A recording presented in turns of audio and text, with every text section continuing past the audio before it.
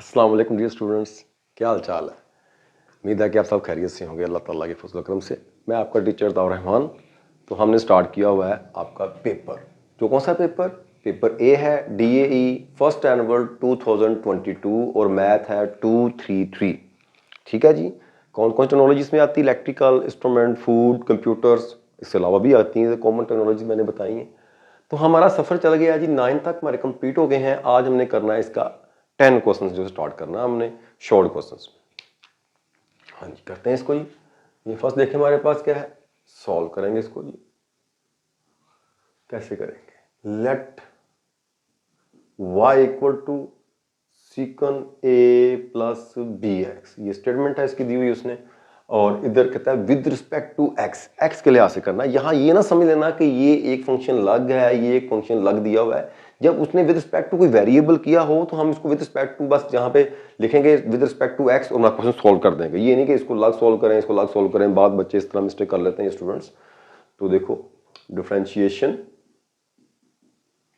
With respect to x both side dy over dx d over dx secant a plus bx is square root।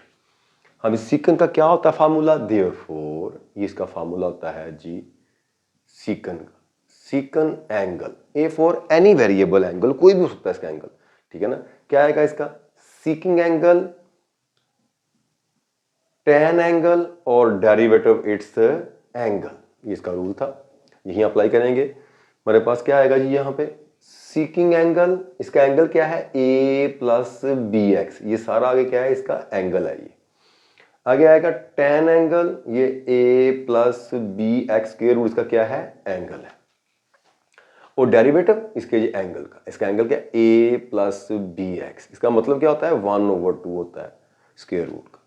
यहाँ पे अब ये तो आ गया seeking a plus B x और ये आ गया है जी tan a plus B x is square root. अब यहाँ हम क्या करेंगे इसके लिए? देखें, इसकी पावर आ गई है तो इसको लगाएंगे पावर रूल। बाद स्टूडेंट इसके अंदर आ जाते हैं, इसके अंदर नहीं जा सकते जब तक इसकी पावर को सॉल्व ना करें। अगर ब्रैकेट के ऊपर होल की पावर उसके ब्रैकेट में है तो पहले हम क्या करेंगे? पावर से मुलाकात करेंगे, उसके बाद सॉल्व करेंगे इसको।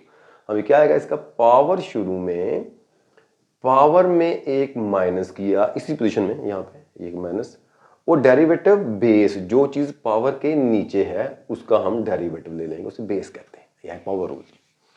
यहाँ पे क्या आ जाएगा? ये वाला sec a plus B x square root tan a plus B x square root. यहाँ पे आएगा -1/2 a प्लस बी एक्स, इसकी पावर आएगी एलसीएम 2 1 द 2 2 1 माइनस करें -1/2। यहाँ क्या होगा जी? अलग अलग अप्लाई कर देंगे। a के ऊपर d over d x apply कर दिया, कांस्टेंट वैल्यू इकट्ठा आ गया, कांस्टेंट शुरू में, इधर d ओवर डी एक्स आ जाएगा, इसके भी ये आ जाएगा। ये आ जाएगा जी sec a plus B x, इसका स्क्वायर रूट। इधर आएगा हमारे पास tan a plus B x, इसका भी स्क्वायर रूट। यहाँ पे क्या आएगा जी? ये आ जाएगा 1/2 माइनस पावर नीचे आगे क्या हो जाएगी? प्लस की हो जाएगी। ये नीचे आ गया, इसकी पावर प्लस कर दी। इधर हमारे पास ये a था, ये हो जाएगा 0, dx और ds क्या हो जाएगा? 1, ये b बच गया। b 0 प्लस b करें तो आंसर क्या आना? b आना है ना। अच्छा जी, ये आ गया seeking a plus B x is square root tan a plus B x is square root. नीचे ये सारे को 1 से मल्टीप्लाई कर दिया, ऊपर आ गया।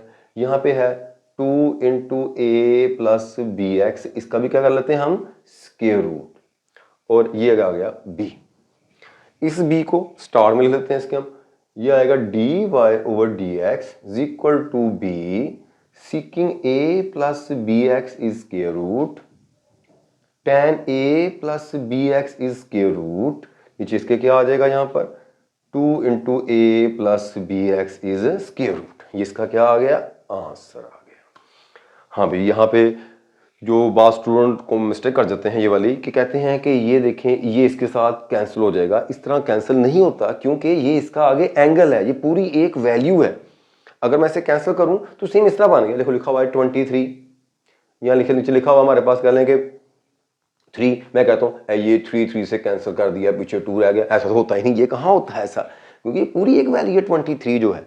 बात समझ आ रही है ना। इसलिए जिस तरह हम इसको इस लग से नहीं डिवाइड कर सकते थे हिस्से को, क्योंकि 23 पूरी वैल्यू है ये वाली, हम इस तरह कर सकते हैं कि 23 को पूरा 3 पे डिवाइड कर सकते हैं इसके सारे के सारे को, लेकिन उसका एक पार्ट तार के नहीं कर सकते इस तरह। इस तरह ही हमारे पास जो होता है ना, ये ट्रिग्नोमेट्री जो होती है, साइन है, tan है, कोई भी इस तरह ये कुछ वैल्यू नहीं है, ये टेंजेंट इसका नाम होता है। लेकिन इसके आगे जब एंगल बनता है ये फंक्शन, ये पूरा फंक्शन है, ठीक है ना। वो डेरिवेटिव के रूल के अंदर इस तरह है कि हम क्या करते हैं कि इसके एंगल को अलग से सॉल्व करते हैं, डेरिवेटिव के रूल्स में है। लेकिन जब सिंप्लीफिकेशन में हम करते हैं तो उसके अंदर इसके एंगल को कोई बार एक्सटर्नल वैल्यू से डिवाइड नहीं करेंगे। बात समझ आ गई इसकी। और ये गलती नहीं करनी है आपने, यहां तक इसको आपने छोड़ देना और इसका आंसर आ जाएगा। हाँ जी, नेक्स्ट है हमारे पास, क्या कह रहा है जी, find dy over dx if y is equal to x and cos y। कोई बात नहीं, कह लें तो उसको जो कहता है, हमने इसको भी सॉल्व कर देना है। ये आ रहा है जी y equal to x cos y। Equation है दी हुई हमें, तो करते हैं solve. Differentiation with respect to x, तो dy over dx with respect to x, both side dy over dx d over dx x cos y। ये dy over dx को ऐसे इधर है। यहां पे देखें दो फंक्शन है, फर्स्ट है x, दूसरा है cos y। रूल लगाएंगे जिसको, first is as it, second is derivative, second is as it, first is derivative. पहला वैसे ही दूसरे का डेरिवेटिव, दूसरा वैसे ही पहले का डेरिवेटिव। तो ये x, हाँ जी, कोस क्या डेरिवेटिव होता है, minus sine angle derivative of its angle. देखिए मैंने इसको एंगल को याद दिलवाने के लिए कहा कि बाद बच्चे कहते हैं कि कोस का आ गया, ये साइन x लिख देते हैं, लेकिन कोस का y लिख देंगे। लेकिन जब हमने ये याद किया होगा कि हमने एंगल को अलग से सॉल्व करना, तो आपकी ये मिस्टेक नहीं होगी। हम एंगल को आगे चाहे यहाँ x दिया हो चाहे y दिया हो उसको लिखेंगे ही, ठीक ना। अगर तो x होता है यहाँ पे तो dx हो, dx कोई इफेक्ट नहीं पड़ना था, लेकिन यहाँ पे क्या है, y है और विद रिस्पेक्ट टू x हो रहा है, इसलिए dy ओवर dx कैंसिल नहीं होते, ये 1 नहीं होते किस तरीके से भी। हाँ, dx भी dx दिया हो वो भी कैंसिल नहीं होता, वो तो बाय रूल 1 होता है। ये भी हमारे पास जो है 1 नहीं होंगे, ये ऐसे एक फंक्शन की वैल्यू डेरिवेटिव की बन जाएगी। ये हमारे पास क्या आ गया, ये आ गया जी cos y। अब ये देखें dx और dx क्या हो गया, 1 हो गया। 1 लिखें चाहे ना लिखें, मल्टीप्लाई हो रहा है जी। ये आ गया minus x sine y dy over dx plus cos y। इस तरफ ये dy ओवर dx ऐसे ही है। हाँ, इक्वेशन सॉल्व करते वक्त हम क्या करेंगे, dy ओवर dx वाले लेफ्ट साइड पे ले जाएंगे।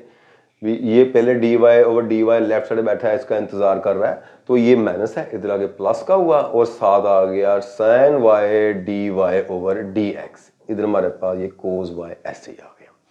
दोनों में dy और dx कॉमन आएगा, यहाँ का 1 plus x sine y common आ गया, dy over dx equal to हो जाएगा cos y। ये इतना ऐसा, ये देखो dy dx कॉमन करा, यहाँ क्या रह जाएगा, यहाँ कुछ ना 1 बच जाता होता है। ये मल्टीप्लाई इधर आके डिवाइड हो जाएगा, ये आएगा dy over dx equal to cos y। नीचे इसके आएगा 1 प्लस एक्स साइन y। ले जी, ये इसका आ गया आंसर। ठीक है, अगर आपको बात समझ नहीं आई तो कमेंट सेक्शन मौजूद है जी, उससे आप रब्ता करें, उससे बताएं मुझे भी कहाँ आपको प्रॉब्लम आ रही है, तो इसको ठीक करते हैं इस प्रॉब्लम को। ठीक, आगे चलते हैं आप जी। Find dy over dx when is the x equal to a sin t and y is equal to a cos at। ये दो फंक्शन दिए हुए हैं। सो क्या पहला जी, x equal to a sin t, दूसरा हमारे पास क्या है, y equal to cos at। हम दोनों का अलग अलग डेरिवेटिव लेते हैं जी। Differentiation with respect to t, both sides, यहां पे आ जाएगा dx ओवर dt, इधर आ जाएगा कांस्टेंट, तो बल्कि हम लिख लेते हैं, नेक्स्ट टाइम में कर लेते हैं, d over dt a sin t। हाँ जी, कांस्टेंट वेरिएबल इकट्ठा आ जाए तो कांस्टेंट एज इट, कुछ नहीं कहना कांस्टेंट का, हमने डेरिवेटिव लेंगे वेरिएबल का। ये तो ऐसे आ गया। हाँ जी, साइन का डेरिवेटिव क्या होता है, cos angle derivative of its angle. देखें क्या बनता है, a cos t dt और dt 1 हो गया। ये आ गया dx ओवर dt। हमने फाइंड करना है dy ओवर dx, dx नीचे है तो इसको उल्टा देते हैं, dt ऊपर आ जाएगा और dx नीचे आ जाएगा। इसके नीचे क्या है 1 है तो 1 ऊपर आ जाएगा और a cos t नीचे आ जाएगा इसके।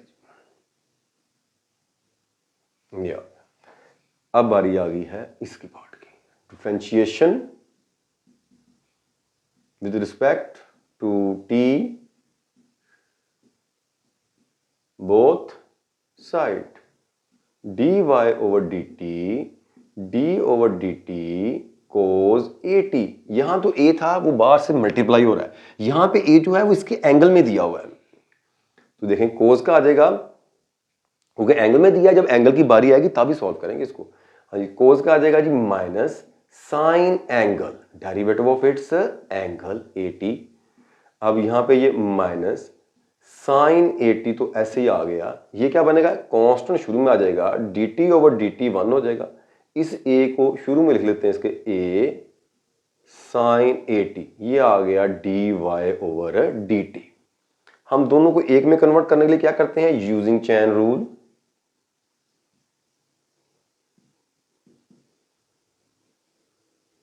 चेन रूल क्या होता है, हमने फाइंड क्या करना है, हमने फाइंड करना है dy ओवर dx। लिखने का तरीका मैंने क्या बताया था, जिसके ऊपर dy है, जो dy वाला है उसको लिख दो, ये dy वाला ऊपर है, इसको dy इसके ऊपर आ गया, नीचे जो भी हो लिख देना, हमें नीचे t है, ये t आ गया।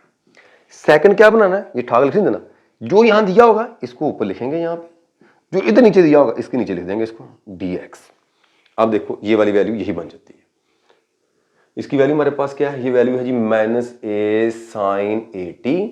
इसकी वैल्यू हमारे पास क्या है जी 1 ओवर cos t, शुरू में क्या आएगा a आएगा इसके अंदर, ये वाला a इस a से कैंसिल हो जाएगा, तो यहाँ पे क्या आएगा ये माइनस साइन 80, नीचे इसके क्या आ जाएगा यहाँ पे cos t।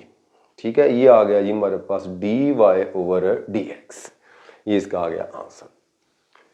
हाँ जी, अगर आपको प्रॉब्लम है तो फिर वही बात बार बार कि आप सेशन के अंदर मुझसे पूछ सकते हैं, और मेरे चैनल को आपने सब्सक्राइब करें, शेयर करें, लाइक करें। अगर कोई आपको समझते हो कि इसके अंदर कोई और बेहतरी चाहते हैं या होनी चाहिए इसके अंदर, वो भी मुझे आप लाजमन बताएं। ठीक है जी, ओके जी, अल्लाह हाफिज़।